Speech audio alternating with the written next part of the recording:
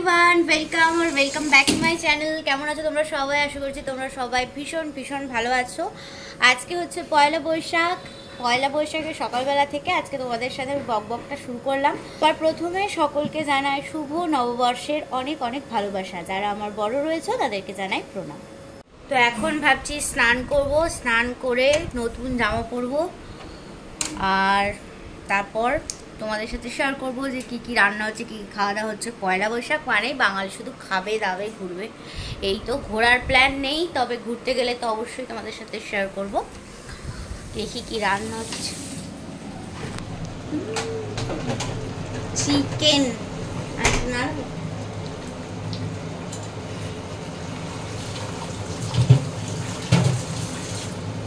এখানে হচ্ছে চিকেন, এইদিকে হচ্ছে চাটনি, আমসত্ত্ব আর খেজুরের চাটনি, ওইদিকে আবার চাপ, ও আমসত্ত্ব আর টমেটোর চাটনি হচ্ছে, আর ওইদিকে হচ্ছে পোলাও। এই কাকলি বড়দির আবার এদিকে আছে, অশোক ষষ্ঠী আছে। ও জানি না কি খাবে, ডালিয়া ফালিয়া হয়তো কিছু খাবে।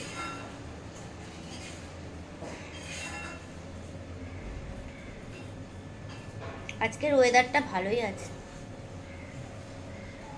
আগের বার কি গরম পড়েছিল, আগের বার না বাবা, আগের বার মনে হয় না আমি তোমাদের সাথে ব্লগ শেয়ার করেছি, কিন্তু তার আগের বার যে গরম পড়েছিল বাপরে বাপ। আমরা গেছিলাম গঙ্গায় স্নান করতে, আর বাড়ি এসে মানুষকে আর মানুষ লাগছে না, মানে এত অস্বস্তি। মানে রাস্তায় যেভাবে কুকুরগুলো মানে ঘুরে বেড়ায় হাওয়া করতে করতে, ওরকম নিজের অবস্থা লাগছিল। হ্যাঁ, ওইটাই তো বলছি, অস্মিতাদিরা এসেছিল, মানে ব্লগটা শেয়ার করা আছে। মানে এত গরম পড়েছিল। এবারে এখনো ততটা গরম পড়েনি। আমার আর কিছু কাজ আছে, আমার এই ড্রেসিং এরিয়াটা ভীষণভাবে অগোছালো হয়ে আছে, ওটাকে গোছাতে হবে। আর এদিকে বিছানাটা গোছানো হয়ে গেছে, ড্রেসিং এরিয়াটা গুছিয়ে নিয়ে আমি যাবো স্নানে। এই যাবোই বলি, কখন যাবো কে জানে। ও বাবা, স্নানে যাবার আগে আমি মাস্ক ইউজ করব। এটা 24 ক্যারেটের একটা গোল্ডেন মাস্ক রয়েছে, যেটাতে গোল্ড নেই একটুও। এবার আমি ইউজ করছি, দেখতেই পাচ্ছ। এই মাস্কটা ভীষণ একটা সুদিং এফেক্ট দেয়, পুরো মিন্টের মতো কাজ করে। মিন্ট হয়তো বা দেওয়া আছে, কিন্তু ইনগ্রিডিয়েন্টে কোথাও লেখা নেই, কিন্তু ভীষণ ভালো কাজ দেয়। তোমরা চাইলে ইউজ করতে পারো। এটা আমি পার্পল থেকে নিয়েছিলাম, বেশ কয়েকবার ইউজ করেছি, আমার মুখে বেশ স্যুট করে।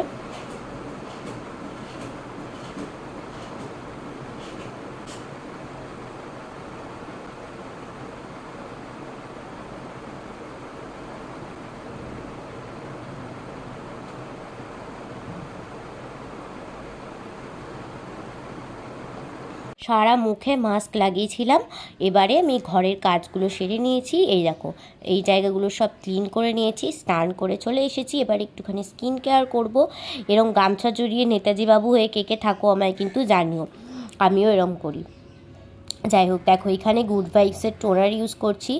আর তোমাদের সাথে আমি শেয়ার করেছিলাম যে ডট অ্যান্ড কির আমি কিছু প্রোডাক্ট ইউজ করছি, যেমন সিরাম, ময়শ্চারাইজার, সানস্ক্রিন, ভীষণই ভালো। আর এই সিরামটা পুরো ওয়াটার বেসড, মানে এমন নয় যে তুমি ফেসে অ্যাপ্লাই করলে চিটচিট করবে, এরকম নয়।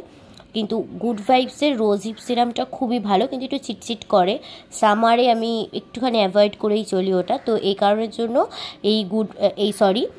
ডট অ্যান্ড কির এইটা নিয়েছি। এটা ভীষণই ভালো কাজ দিচ্ছে। আর এখানে আমি জুডিও থেকে একটা লিপ বাম ইউজ করছি, হানির।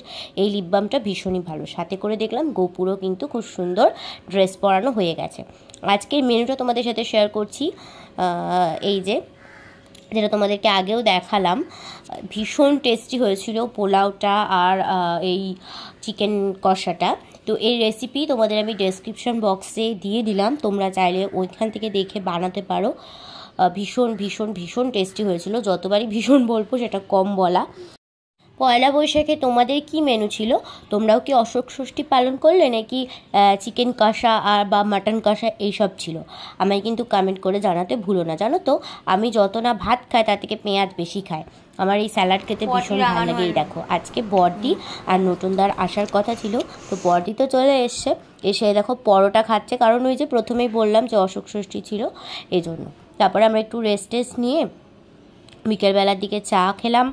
ভাবলাম ঘুরতে যাব, তারপরে বড়দির বেসিক্যালি একটু পায়ে ব্যথার জন্য ও বেশি হাঁটতে পারে না, এই জন্যই ঘুরতে যাওয়া হয়নি।